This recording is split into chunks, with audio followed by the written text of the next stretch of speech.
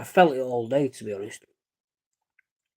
But it is now 11:10 on the 19th of August. Where's the year bloody gone? It's gone fast. But yeah, it's gone too quick. You blink and you miss it this year, I think. From that 2020 pandemic to nearly being in 2025. Where's the time gone? Absolutely nowhere. Very fast. The older you get, the quicker it goes, I suppose. And that's why your parents used to say, enjoy it whilst you can. Enjoy it whilst you're young, and enjoy it whilst you can. And it's very true. So, I'm just giving you an update, really, on where I am with my medication. So we found out what bug I isolated, and it wasn't Pseudomonas, it was Staph aureus, which made sense because prior to feeling run down, I had a sore throat for about 4 or 5 days, and it was getting to the point where I thought it might even be tonsillitis. I'll go to the doctor, get some antibiotics, and then it went. Shortly after that, I started getting these sweats, and I mean, really, really sweating over nothing.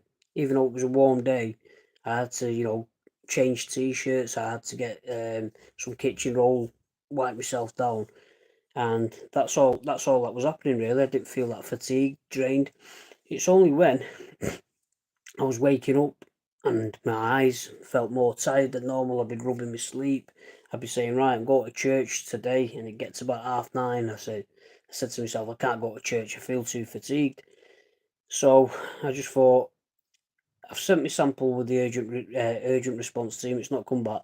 What I'll do some digging myself, and I'll send one to the GP. So within 3 to 4 days, it came back with the Staph aureus. So I spoke to my specialist, said to him, look, I'm waiting to get on IVs, but I don't know when it's going to come. So he did me a prescription for flucloxacillin, which I had about 3-4 days of. And then the home IV team fit the needle in the port over here. And they give me my first day today, first dose. And I explained a few weeks ago, I took a bang on the port. See, so they were concerned that even though it's, working and medications are running through, they're not sure why it's not bleeding back. All right there, Finn. Yeah, they're not sure why it's not bleeding back. So she said because I took a bang to it, they want it getting scanned. I thought, I can't be bothered with that. Sometimes these ports, they don't bleed back, and sometimes they do. When I first got it, I got my port about 2 years ago, and when I first got it, it took 9 months for it to actually start bleeding back. So I said to it, it's a temperamental thing. Sometimes it bleeds back, sometimes it don't.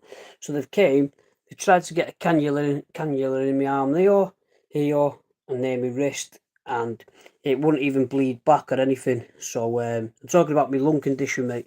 So it won't bleed back. So what I've got to do now, I've got to go to the hospital tomorrow very early because they need to get a cannula in there so I don't miss any more doses.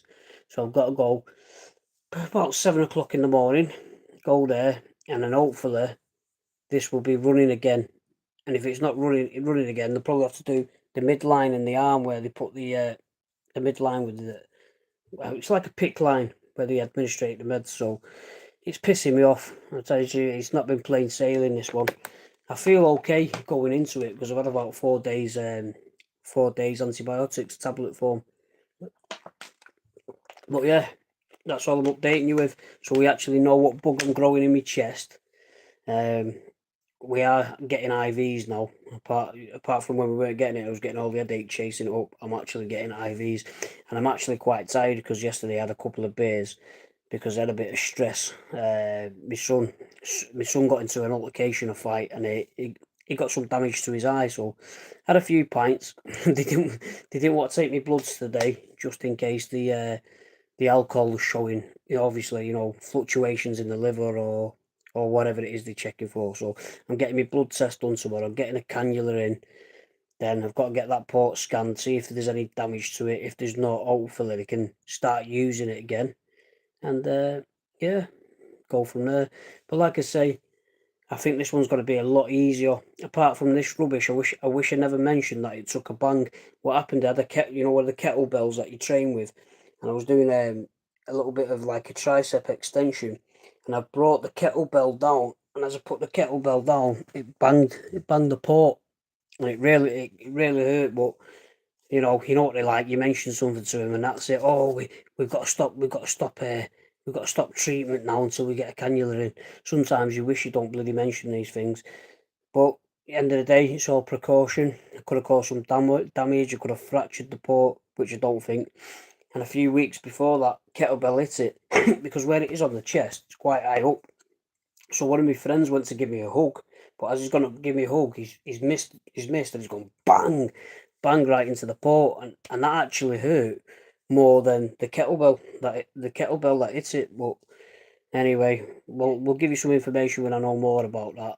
I'm just hoping I'm hoping I've not damaged it to the point where they need to take it out and then put a new port in, because it's not good. It's not good going through that procedure. It's pretty hard. Anyway, go to bed, guys. I've had a bit of a shit night's sleep. I'll be back soon. Thanks to the new people who's watching. Some of you probably just fell on the live and don't even know what the bloody hell this is.